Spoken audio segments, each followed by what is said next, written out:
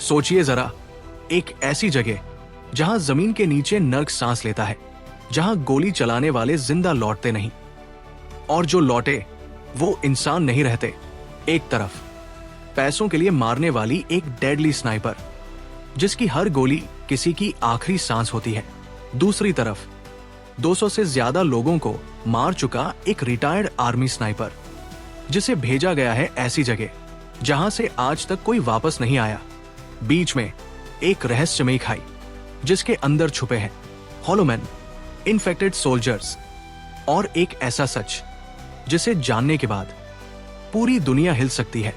और जब प्यार, मौत, धोखा और 4.2 किलोमीटर का तबाही वाला ब्लास्ट एक साथ टकराते हैं, तो पैदा होती है अब तक की सबसे खतरनाक और इमोशनल कहानी। अगर आपने ये वीडियो आखिर तक देख लिया तो यकीन मानिए आप इसे कभी भूल नहीं पाएंगे। वीडियो शुरू करने से पहले दिल मजबूत कर लीजिए, क्योंकि आगे जो है वो सिर्फ कहानी नहीं, एक जख्म है। कहानी की शुरुआत में हम ड्रासा नाम की एक शार्प शूटर को देखते हैं, जो पिछले कई घंटों से एक टनल में छुपी हुई है। दरअसल वो यहाँ अपने शिकार का इंतजार कर रही होती है। ड्रासा को पास के एयरपोर्ट पर एक गवर्नमेंट अफसर को मारने का टास्क दिया गया था।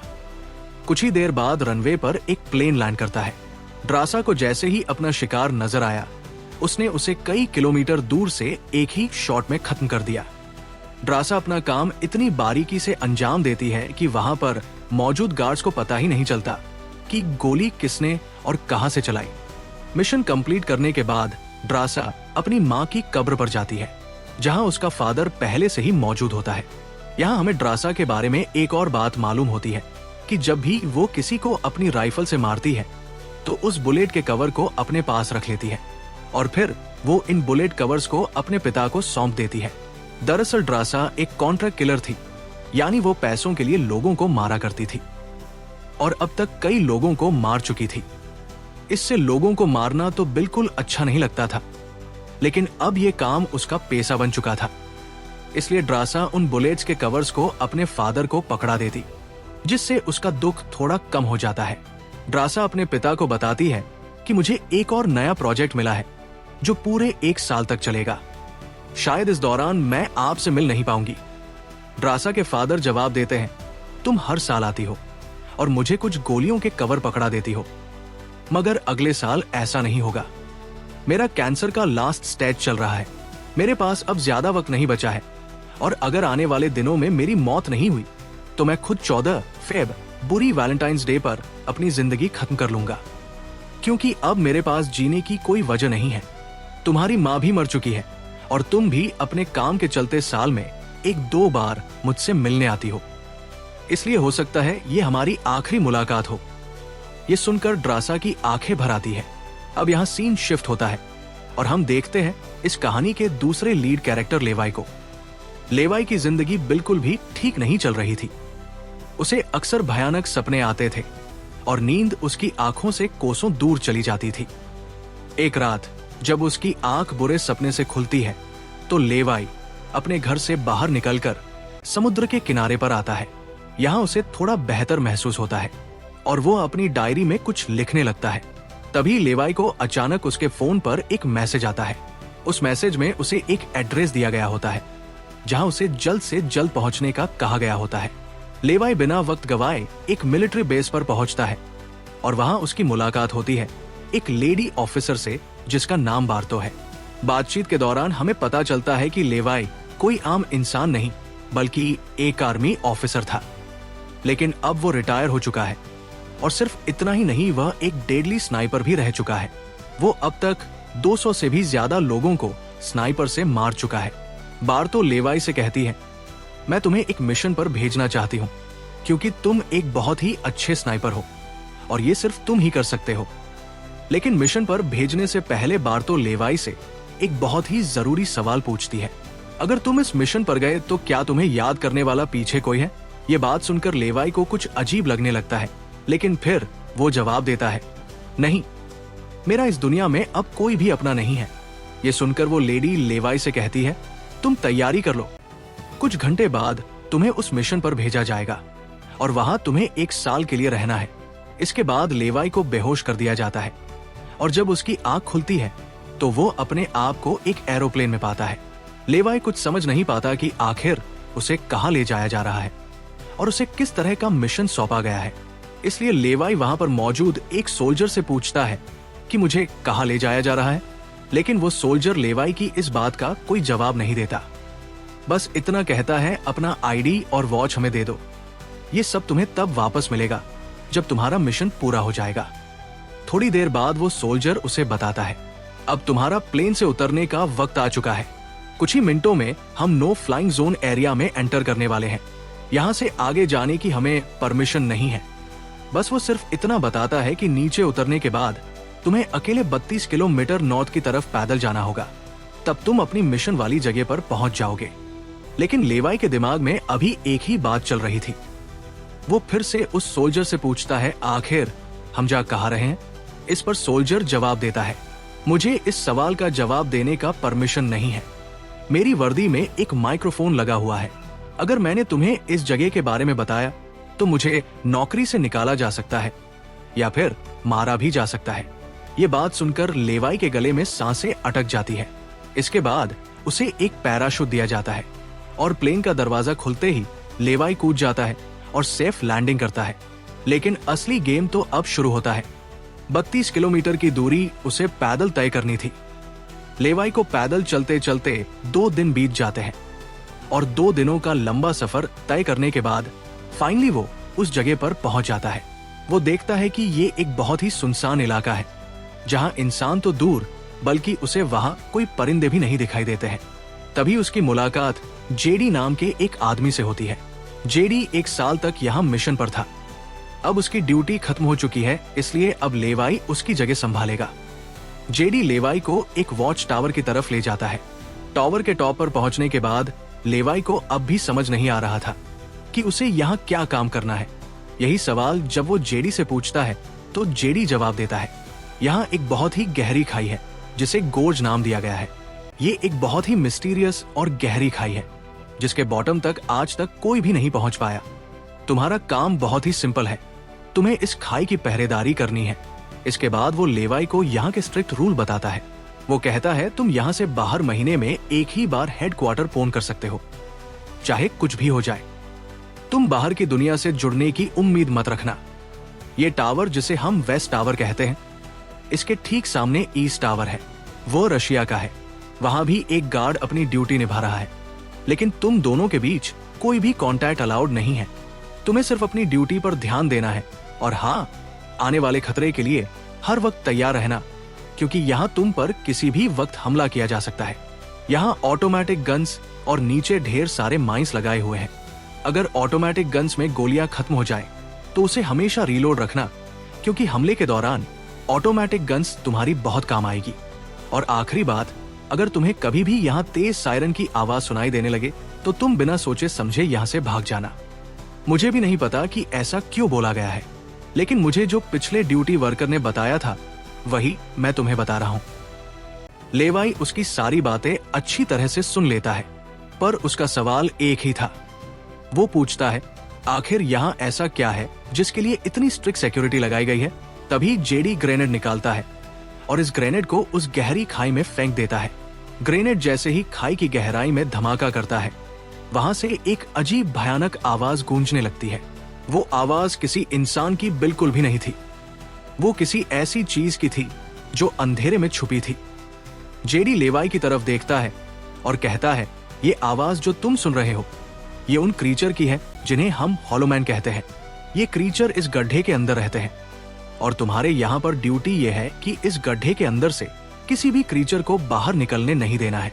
कहा जाता है कि 1940 में यूएस आर्मी के 2400 आर्मी सोल्जर्स को इस गड्ढे के अंदर भेजा गया था, ताकि ये सोल्जर्स उस गड्ढे के अंदर मौजूद सभी क्रीचर्स को खत्म कर सके। लेकिन आज तक उनमें से एक भी जिंदा सोल्जर वापस लौटकर नहीं आया। और अब जेडी लेवाई को पूरी इंफॉर्मेशन, हर एक चीज का बताकर घर वापस जाने की तैयारी करने लगा, क्योंकि उसने यहाँ 1 साल की ड्यूटी पूरी कर दी।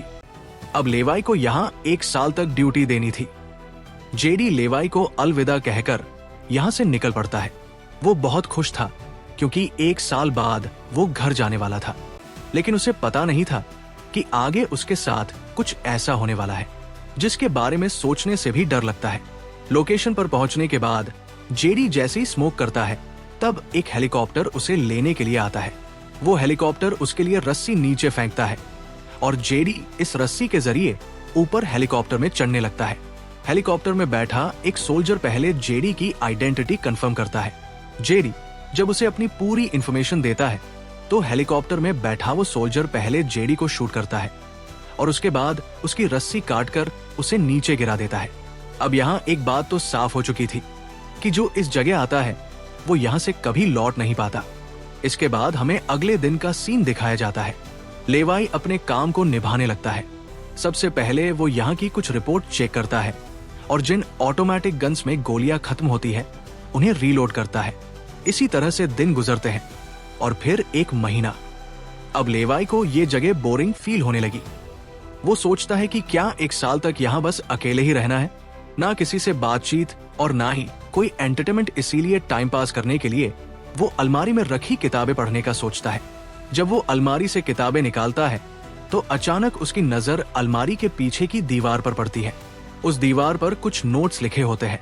ये उन सभी लोगों के नोट्स थे जो इससे पहले इस टावर में अपनी ड्यूटी कर चुके थे। हर नोट में डर, अकेलापन और हॉलोमैन के खतरों का जिक्र था। एक दिन लेवाई को वेस्ट टावर से मशीन चलने की आवाज आती है। लेवाई जल्दी से अपने टेलीस्कोप से दूर से इस टावर को देखने की कोशिश करता है और तभी उसे एक लड़की दिखाई देती है। और ये लड़की कोई और नहीं बल्कि ड्रासा होती है, जो कि उसकी अच्छी स्निपिंग की वजह से उसे इस टावर पर ड्यूटी दे दी गई थी। ड्रासा की खूबसूरती देखते ही लेवाई की नजरें उस पर जम जाती है, लेकिन लेवाई उससे बात नहीं कर पाता क्योंकि ऐसा करना रूल्स के खिलाफ था और ड्रासा को भी वेस्ट टावर में बैठे लेवाई के बारे में पता चल चुका था। अब इसी तरह से दिन गुजरते हैं और ये दोनों सोचते हैं कि क्या हमें एक दूसरे से बात करनी चाहिए या नहीं। कुछ दिन बाद ड्रासा का जन्मदिन आता है। अकेलेपन में घिरी हुई ड्रासा को लगता है कि उसे किसी से बात करनी चाहिए। वो लेवाई से बात करने की कोशिश करती है।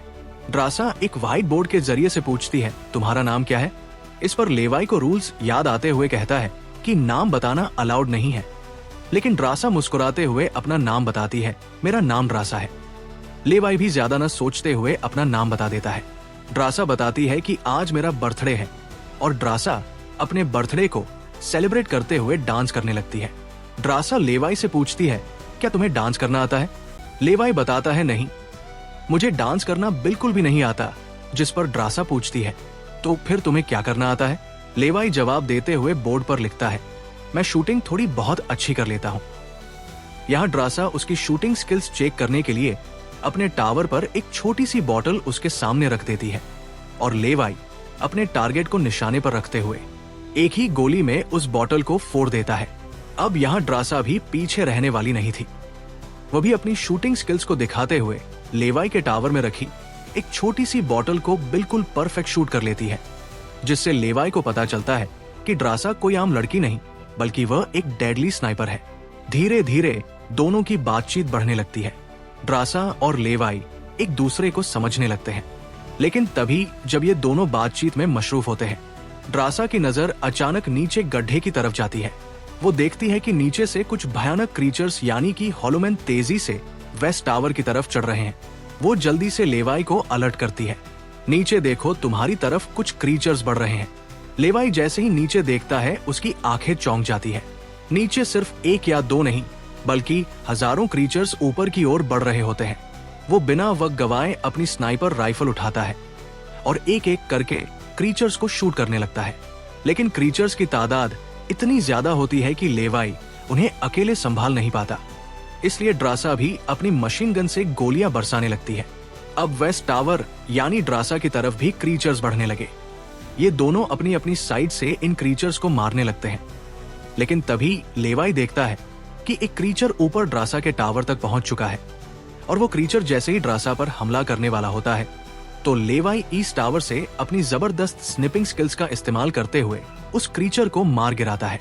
अब लेवाई और ड्रासा दोनों को एहसास हो जाता है कि इस खतरनाक जगह में अगर जिंदा रहना है तो उन्हें मिलकर लड़ना होगा। सब कुछ संभालने के बाद ड्रासा बताती है, ये मेरी लाइफ का सबसे बेस्ट बर्थडे था। अगली सुबह लेवाई नीचे लगी लैंड माइंस को ठीक करता है और ऑटोमेटिक गन को रीलोड करता है। तभी अचानक खाई के अंदर से एक ड्रोन निकलता है। वो ड्रोन कुछ सेकंड तक लेवाई की तरफ देखता है। ड्रोन अजीब तरीके से स्कैन करता है। ये देखकर लेवाई हैरान रह जाता है और उसे कुछ समझ नहीं आता कि ये ड्रोन क्यों और किसके लिए भेजा गया था। इस तरह से दिन गुजरते हैं और फिर महीने। इन दोनों की आपस में दोस्ती होने के बाद अब उनके दिन अच्छे गुजर रहे थे और अब उन्हें अकेलापन बिल्कुल भी महसूस नहीं होता था। पर एक दिन ड्रासा बहुत ज्यादा सैड होती है क्योंकि आज 14 फेब था और उसे याद आता है कि उसके फादर ने कहा था कि अगर कैंसर की वजह से आने वाले कुछ दिनों में नहीं मरा तो वो 14 फेब के दिन खुद को मार देगा। और यहाँ ड्रासा बोर्ड पर लिखकर लेवी को बताती है, आज मैं खुद को बहुत ही अकेली महसूस कर रही हूँ। अगर आज मेरे पास कोई होता तो बहुत अच्छा होता। लेवाई को भी पहले ही दिन से मिलने का मन था और आज वो खुद को रोक नहीं पाता। वो ड्रासा के पास जाने का प्लान बना लेता है। वो एक रॉकेट लॉन्चर के जरिए ईस्ट टावर तक पहुंचने का जुगाड़ कर लेता है। अगली सुबह वो रॉकेट लॉन्चर का इस्तेमाल करके एक मजबूत रस्सी को ड्रासा की तरफ फेंकता है, जिसके बाद ड्रासा टावर के बाहर आती है और वो रस्सी को मजबूती से एक पेड़ के साथ बांध देती है ताकि लेवाई रस्सी के जरिए लटक कर ईस्ट टावर तक पहुंच जाए। लेवाई बिना देर किए उस रस्सी के सहारे ईस्ट टावर की ओर बढ़ने लगता है, लेकिन बीच में वो अटक जाता है क्योंकि आगे रस्सी की ढलान खत्म हो चुकी थी। इसलिए अब लेवाई हाथों की मदद से आगे बढ़ने लगता है और करीब आधा घंटा हाथों की मदद से सफर करने के बाद वो ड्रासा के टावर तक पहुंच जाता है। ड्रासा उसे वेलकम करती है और कहती है, तुमसे बहुत ही गंदी पसीने की बू आ रही है, इसलिए पहले तुम नहा लो, फिर मैं तुमसे मिलूंगी। लेवाई को ये सुनकर हंसी आ जाती है। वो कुछ कहता नहीं, बस सिर हिलाकर मान जाता है। ड्रासा यहाँ पर शरारत करते हुए उसके कपड़े दूर जाकर छिपा लेती है और सीसीटीवी कैमरा के जरिए लेवाई को देख रही होती है, जो टावर में मौजूद शॉवर में नहा रहा होता है। उसके बाद लेवाई और ड्रासा एक साथ बैठकर काफी देर तक बातें करते हैं। ड्रासा उससे अपनी पूरी स्टोरी बताती है कि अब इस दुनिया में मेरा कोई नहीं रहा, सिर्फ मेरे फादर जिंदा बचे थे, पर कल के दिन उसने भी खुद को मार दिया होगा। यहाँ लेवाई भी ड्रासा को रात में आने वाले भयानक सपने और अपने उन दिनों के किस्से सुनाता है जब वो यूएस आर्मी में था। इस तरह से बातें करते करते रात हो जाती है। ड्रासा यहाँ एक सॉफ्ट म्यूजिक लगा लेती है। ये दोनों म्यूजिक की धुन पर डांस करने लगते हैं। इसी डांस के दौरान वो एक दूसरे के करीब आने लगते हैं और उनके बीच रोमांस होने लगता है। कुछ देर बाद लेवाई ड्रासा की तरफ देखकर एक मुस्कान के साथ कहता है, मैंने तुम्हारे लिए एक शायरी लिखी है, जब हम यहाँ से निकलेंगे तभी मैं तुम्हें वो शायरी दूंगा। अगले दिन लेवाई को वापस अपने वेस्ट टावर लौटना था। वो ड्रासा को अलविदा कहता है और रस्सी के सहारे वेस्ट टावर की तरफ चलना शुरू कर देता है। ड्रासा भी उसे जाते हुए देखती रहती है, लेकिन तभी हम देखते हैं कि कुछ क्रीचर्स ऊपर टावर की तरफ बढ़ रहे हैं, जिनमें से एक क्रीचर वहां लगे लैंडमाइन से टकरा जाता है और एक जोरदार धमाका होता है। लैंडमाइन के फटने से जो उसके लोहे के पार्ट्स हवा में उड़ जाते हैं, उनमें से एक पार्ट रस्सी से टकरा जाता है, जिससे रस्सी टूट जाती है और वो तेजी से उस खाई में गिर जाता है। लेवाई को गिरते देखकर ड्रासा बिना सोचे समझे अपना पैराशूट उठाकर वो भी उस खाई में कूद जाती है। खाई की गहराई में गिरने के बाद ड्रासा पानी की तेज बहाव वाली नदी में बहने लगती है। वो किसी तरह करके नदी से बाहर निकलकर किनारे तक पहुंच जाती है। दूसरी तरफ लेवाई की किस्मत अच्छी होती है कि वो एक बड़े से पेड़ पर गिरकर लटक चुका था। इतनी ऊंचाई से गिरने के बाद उसे चोटें तो काफी सारी आ जाती है, पर उसकी जान बच जाती है। जैसे ही उसकी आंखें खुलती है, वो देखता है कि एक बड़ा कीड़ा उस पर हमला करने के लिए बढ़ रहा है। वो खुद को बचाने की कोशिश करता है, पर तभी पेड़ की लकड़ी टूट जाती है और लेवाई नीचे पेड़ की जड़ों पर गिर जाता है। नीचे गिरते ही पेड़ की जड़ों ने उसे अपनी गिरफ्त में लेने लगती है और लेवाई को जकड़ लेती है। उससे पहले कि ये जड़ें लेवाई को मार देती, वहां ड्रासा पहुंच जाती है। वो जल्दी से चाकू निकालकर इन जड़ों को काटने लग जाती है, जिससे लेवाई आजाद हो जाता है। इसके बाद लेवाई और ड्रासा चारों ओर देखने लगते हैं। हर तरफ सन्नाटा और डर का माहौल छाया होता है। तभी अचानक पेड़ों की आड़ से कुछ क्रीचर्स निकलकर उन पर हमला कर देते हैं। यहाँ उनके बीच एक बड़ी फाइट होने लगती है। लेवाई अपनी बंदूक संभलता है और पहली गोली सीधे एक क्रीचर के सर में मारता है। एक के बाद एक दोनों ने मिलकर दोनों क्रीचर्स को खत्म कर दिया। यहाँ लेवाई की नजर क्रीचर की डेड बॉडी पर पड़ती है। वो देखता है कि क्रीचर ने वही आर्मी वर्दी पहन रखी थी जो किसी जमाने में अमेरिकन सोल्जर्स की होती थी। ये देखकर लेवाई के रोंगटे खड़े हो जाते हैं। तभी उसे जेडी की वो बातें याद आती है जब उन्होंने बताया था कि 1940 में 2400 सोल्जर्स के एक बड़े ग्रुप को इस खाई में भेजा गया था और वो सैनिक कभी वापस नहीं लौटे थे। उसके बाद लेवाई और ड्रासा एक अजीब भयानक सी जगह पर पहुंच जाते हैं। यहाँ का मंजर किसी बुरे सपने जैसा था। हर तरफ इंसानों के सड़े गले शरीर पड़े थे और सबसे अजीब बात यह थी कि इन शरीरों के अंदर से पेड़ पौधे उगाए थे। ऐसा लग रहा था जैसे कोई जानलेवा वायरस ने इस जगह को अपनी गिरफ्त में ले लिया। तभी अचानक पेड़ों के बीच से कुछ हलचल होती है। लेवाई और ड्रासा समझ जाते हैं कि क्रीचर्स एक बार फिर उनका पीछा कर रहे हैं। डर के मारे ये दोनों तेजी से भागने लगते हैं और एक टूटी फूटी चर्च में घुस जाते हैं। दरवाजा बंद करने के बाद सामने उन्हें एक अजीब सा नजारा दिखता है। हर तरफ इंसानों की लाशें पड़ी हुई थी। उनकी हालत देखकर ऐसा लग रहा था जैसे उन्होंने खुद अपनी जान ले ली हो ताकि इस वायरस से बच सके। अचानक एक बड़ी मकड़ी ड्रासा के ऊपर कूद पड़ती है और ढेर सारी और भी मकड़ियां निकल आती है। ये मकड़ियां साइज में काफी बड़ी होती है। जैसे ही स्पाइडर उन पर हमला करता है, लेवाई और ड्रासा मिलकर उसे खत्म कर देते हैं। दूसरी तरफ चर्च का दरवाजा वो क्रीचर तोड़कर अंदर आ जाते हैं। लेवाई और ड्रासा अपनी जान बचाने के लिए उन पर फायरिंग शुरू कर देते हैं और जैसे तैसे करके उनसे अपनी जान छुड़ाकर चर्च से बाहर निकल आते हैं। तभी लेवाई की नजर सामने पहाड़ में बनी एक पुरानी सुरंग पर पड़ती है। वो दोनों फौरन उस सुरंग के अंदर घुस जाते हैं। अंदर जाकर उन्हें पता लगता है कि असल में ये एक पुरानी लैब है। यहाँ हर जगह टूटी फूटी कांच, मशीन्स और पुराने जंग लगे हुए कंटेनर्स पड़े थे। यहाँ लेवाई को एक पुराना डीवीडी कैसेट मिलता है। लेवाई डीवीडी को प्ले करता है और स्क्रीन पर एक लड़की नजर आती है। वो लड़की कहती है, हम लोग यहाँ एक सीक्रेट केमिकल मिसाइल प्रोजेक्ट पर काम कर रहे थे। हमारे साथ सैकड़ों साइंटिस्ट थे, पर एक दिन यहाँ भूकंप आया। भूकंप के तेज झटके से मिसाइल की केमिकल लीक हो गई। जहरीला केमिकल हवा में मिलने लगा। कुछ ही घंटों में लोग वायरस से इन्फेक्ट होने लगे। वो लड़की अपना पेट दिखाते हुए बताती है कि मैं भी इन्फेक्टेड हूं। हालांकि हमने मिलिट्री को सब कुछ बताया। हमने उनसे कहा कि इस पूरे इलाके को बॉम्बिंग करके तबाह कर दिया जाए ताकि इनेक्शन और फैल ना सके, लेकिन उन्होंने हमारी बात नहीं सुनी। इस वीडियो को देखने के बाद लेवाई को वहां एक नए जमाने का कंप्यूटर मिलता है। लेवाई को समझ नहीं आता कि इस जगह में आज के दौर का कंप्यूटर कैसे रखा गया है। लेवाई उसे ऑन करता है और उसमें मौजूद जानकारी को देखकर एकदम सुन रह जाता है। उसे डार्क लेक नाम की एक कंपनी के बारे में पता चलता है जो पैरामिलिट्री बनाने का काम करती है। ये कंपनी यहाँ से इन्फेक्टेड लोगों के सैंपल इकट्ठा करके अपने कंट्री के सोल्जर्स को सुपर सोल्जर्स में कन्वर्ट करने के लिए उन पर एक्सपेरिमेंट करती है। यही वजह है कि कोई भी देश इस जगह को मिटाना नहीं चाहता। इसके अलावा लेवाई को ये भी पता चलता है कि ये जो खाई है यहाँ पर एक बहुत ही बड़ा मिसाइल है जिसकी एक्टिवेशन पर जब वो फटेगा तो 4.2 किलोमीटर की लंबाई में सब कुछ मिटा देगा। लेवाई और ड्रासा ये सारा राज समझ जाते हैं। उन्हें पता चल जाता है कि जिस लेडी बार्तो ने उन्हें यहाँ भेजा था वही इस जगह की ओनर है और वो इस जगह का गलत इस्तेमाल कर रही है। और इस जगह को सीक्रेट रखने के लिए लेडी बार्तो हमेशा ऐसे इंसान को यहाँ पर ड्यूटी के लिए चुनती थी जिसका पीछे कोई पूछने वाला नहीं हो, और उस इंसान को यहाँ साल भर ड्यूटी करने के बाद मार दिया जाता। जिस तरह से जेडी को मार दिया गया था ताकि वो बाहर आकर दुनिया को इस जगह के बारे में नहीं बता सके। ये सब जानने के बाद जैसे ही ये दोनों वहां से निकलते हैं तभी एक घुड़सवार क्रीचर ड्रासा को रस्सी से जकड़कर अपने साथ ले जाता है। लेवाई ड्रासा की तलाश में यहाँ वहां भटकता है लेकिन उसे ड्रासा कहीं दिखाई नहीं दे रही थी। तभी लेवाई एक ऐसी जगह पर पहुंचता है जहां एक बड़ी मिसाइल रखी हुई थी। ये वही मिसाइल थी जिसके बारे में डार्क लेक कंपनी के कंप्यूटर से लेवाई को जानकारी मिली थी।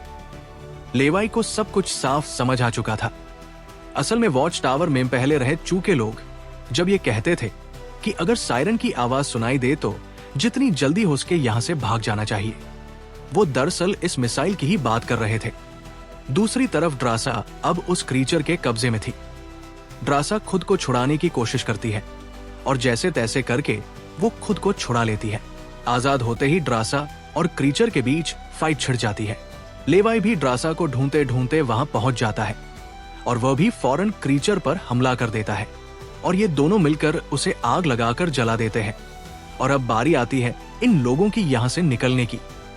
मगर आगे का रास्ता और भी ज्यादा मुश्किल था। जैसे ही लेवाई और ड्रासा आगे बढ़ते हैं, सामने एक खतरनाक इलाका आता है जहां से निकलना एक बहुत ही बड़ा चैलेंज था। यहाँ इंसान और पौधे आपस में पूरी तरह से जुड़े हुए थे, जैसे कि वह किसी खतरनाक एक्सपेरिमेंट का नतीजा हो। ये लोग हर कदम को संभाल कर रखते हुए आगे बढ़ते हैं कि तभी ड्रासा का पैर फिसल जाता है, जिससे ये पौधे एक्टिवेट हो जाते हैं। वो ड्रासा को जकड़ लेते हैं, लेकिन यहाँ लेवाई हिम्मत दिखाते हुए आगे बढ़ता है और अपनी पूरी ताकत से ड्रासा को छुड़ा लेता है। वहां बम का इस्तेमाल करके वहां के पूरे प्लांट सिस्टम को उड़ा देता है। लेवाई ड्रासा को लेकर वहां से बाहर निकल आता है। थोड़ा सा आगे चलने के बाद उन्हें एक गराज नजर आता है जहां पर एक गाड़ी खड़ी होती है। ये दोनों जल्दी से उस गाड़ी में बैठ जाते हैं और उस जगह से निकलने की कोशिश करने लगते हैं। आखिरकार कुछ दूरी तय करने के बाद उन्हें एक रस्सी नजर आती है जो ऊपर वॉच टावर तक जाती थी, लेकिन अब वो क्रीचर्स भी उनका पीछा करते हुए वहां तक पहुंच चुके थे। अब यहाँ रस्सी को हाथों से पकड़कर ये लोग अगर ऊपर चढ़ते तो ये क्रीचर्स इन्हें मार देते। इसलिए लेवाई समझदारी से काम लेते हुए जीप को रस्सी से बांधकर ऊपर चढ़ने लगते हैं। ये लोग जीप को इसलिए रस्सी से बांध लेते हैं ताकि ये दोनों जीप में बैठकर उनके हाथ क्रीचर्स के साथ लड़ने के लिए फ्री हो। वो क्रीचर्स उन पर हमला करते हैं और यहाँ उनके बीच एक बड़ी फाइट होती है, लेकिन वो क्रीचर्स तादाद में काफी ज्यादा थे, इसलिए वो इन पर भारी पड़ रहे थे। यहाँ लेवाई के दिमाग में एक आइडिया आता है। वो जीप की पेट्रोल टैंक इन फीचर्स पर लीक कर देता है, जिससे निकलने वाले तेल को आग लगाकर उन सभी क्रीचर्स को जला देता है। और आखिर में ये लोग उस जीप की रस्सी काटकर उसे नीचे छोड़ देते हैं, जिससे वो सभी क्रीचर्स मारे जाते हैं। इस तरह से ये लोग फाइनली ऊपर चढ़ने में कामयाब हो जाते हैं। अब इन दोनों को पता चल चुका था कि अगर ये दोनों यहाँ साल भर ड्यूटी कर भी ले तब भी आखिर इन दोनों को मार दिया जाएगा। इसीलिए अब ये दोनों एक बड़ा फैसला करते हैं कि अब वो इस जगह की रक्षा नहीं करेंगे, बल्कि इस जगह को तबाह कर देंगे ताकि इनकी तरह कोई दूसरा सोल्जर यहाँ पर ना फंस सके और इस जगह का गलत इस्तेमाल बंद हो जाए। ये सब करने के बाद ये दोनों यहाँ से दूर जाकर एक नई जिंदगी की शुरुआत करेंगे। यहाँ ड्रासा कहती है, मेरे पास फ्रांस में छुपाने के लिए एक जगह है, हम वहां जाकर शादी करेंगे और आगे की जिंदगी वहीं पर बिताएंगे। लेवाई ड्रासा की बात मान जाता है और अब वो कहता है, मुझे वापस अपने टावर पर जाना होगा। मैं वहां जाकर टावर में एक बम फिट करूंगा और साथ ही इस मिसाइल को भी एक्टिवेट कर दूंगा, जिससे ये पूरी जगह तबाह हो जाएगी। जिसके बाद लेवाई रस्सी की मदद से अपने टावर तक पहुंच जाता है। इस बीच लेडी बार्तो लेवाई से कांटेक्ट करती है और सवाल करती है, क्या तुम इस गड्ढे के अंदर गए थे? क्योंकि किसी ने हमारे कंप्यूटर को ऑन किया है। लेवाई यहाँ पर झूठ बोलकर बताता है, मैं वहां नहीं गया था। लेकिन बार्तो जानती है कि लेवाई झूठ बोल रहा है। उन्होंने सिक्योरिटी कैमरास में सब कुछ देख लिया था। लेवाई और ड्रासा दोनों गड्ढे के अंदर गए थे। फिर भी वो अपनी बात को आगे बढ़ाते हुए कहती है, अगर तुम नहीं गए तो फिर जाहिर सी बात है कि ये सारा काम उस वेस्ट टावर वाले गार्ड का है। तुम एक काम करो कि उस वेस्ट टावर वाले इंसान यानी ड्रासा को मार दो, क्योंकि उसने रूल तोड़ा है। यहाँ लेवाई तो बोल देता है, लेकिन बार्तो को पता चल चुका था कि ये उसे नहीं मारेगा और वो समझ चुकी थी कि ये दोनों अब यहाँ से भागने वाले हैं और बाहर जाकर दुनिया को इस जगह के बारे में बता देंगे। इसीलिए वो खुद हेलीकॉप्टर में यहाँ पहुंचती है। लेकिन बार्तो के पहुंचने से पहले ये दोनों अपनी पूरी तैयारी कर चुके थे। लेवाई टावर से काफी दूर जाकर अपनी लाइफ का सबसे लंबा शॉट लेता है और सीधा उस टावर पर गोली मारता है, जो सीधा नीचे मिसाइल से कनेक्ट था। जैसे ही तेज सायरन बजने लगता है, अब उनके पास टाइम कम था। ये दोनों तेजी से भागने लगते हैं, क्योंकि जब मिसाइल फटेगी तो वो 4.2 किलोमीटर के एरिया को तबाह कर देगी। लेवाई और ड्रासा दोनों पूरी ताकत से जंगल की ओर भागने लगते हैं। ड्रासा अपनी जान बचाते हुए उस जगह से काफी दूर निकल जाती है, लेकिन लेवाई के पैर में चोट आई थी जिससे वो तेज नहीं भाग सकता था। दूसरी तरफ बार्तों को भी ये समझ आ चुका था जल्द ही मिसाइल ब्लास्ट होने वाला है। ठीक इसी वक्त मिसाइल एक्टिवेट हो जाती है और एक बहुत ही बड़ा धमाका होता है जिससे पूरी खाई तबाह होने लगती है। ये ब्लास्ट इतना भयानक था कि उसकी लपटें और झटके दूर तक फैल गए, जिसमें बार्तों का हेलीकॉप्टर भी उस धमाके की चपेट में आ जाता है और वो वहीं मारी जाती है। ड्रासा ने तो 4.2 किलोमीटर का फासला तय कर लिया था, लेकिन लेवाई उस धमाके की लपेट में आ जाता है और धमाके से आने वाली तेज हवा उसे पानी में गिरा देती है। दूसरी तरफ खाई में सभी क्रीचर्स मारे जाते हैं। अब सिर्फ ड्रासा उस धमाके में जिंदा बच गई थी और वो एक ऊंची जगह पर खड़ी होकर लेवाई का इंतजार करने लगी। इंतजार करते करते रात हो जाती है, लेकिन लेवाई का कोई अता पता नहीं चलता। ड्रासा समझ जाती है कि अब लेवाई जिंदा नहीं रहा, जिसके बाद कहानी यहाँ से कुछ महीने आगे शिफ्ट होती है। ड्रासा लेवाई की लिखी हुई कविता को पढ़ती है। हर एक शब्द में उसे लेवाई की यादें महसूस होती है। आंखों में आंसू लिए वो अपने दिल को संभालने की कोशिश करती है। अब ड्रासा एक नई जिंदगी की शुरुआत करते हुए फ्रांस के एक होटल में वेट्रेस की जॉब करने लगती है, लेकिन फिर अचानक एक दिन ड्रासा के सामने लेवाई आकर खड़ा हो जाता है। लेवाई को जिंदा देखकर ड्रासा की आंखें खुली की खुली रह जाती है। वो खुशी के मारे दौड़कर लेवाई को गले लगाती है और यहीं पर अधूरी मोहब्बत की ये कहानी खत्म होती है। अगर इस कहानी ने आपके दिल में थोड़ा सा डर, थोड़ा सा दर्द और बहुत सारे सवाल छोड़ दिए हों, तो समझ लीजिए ये कहानी अपना काम कर गई, क्योंकि कुछ कहानियां देखी नहीं जाती, महसूस की जाती है। अगर आपको ऐसे ही खतरनाक, रहस्यमयी और इमोशनल स्टोरी एक्सप्लेनेशन पसंद है तो चैनल को सब्सक्राइब करना मत भूलिए। वीडियो को लाइक जरूर कीजिए और कमेंट में बताइए आप इस कहानी में क्या करते। फिर मिलेंगे एक और ऐसी कहानी के साथ जो आपको सोने नहीं देगी।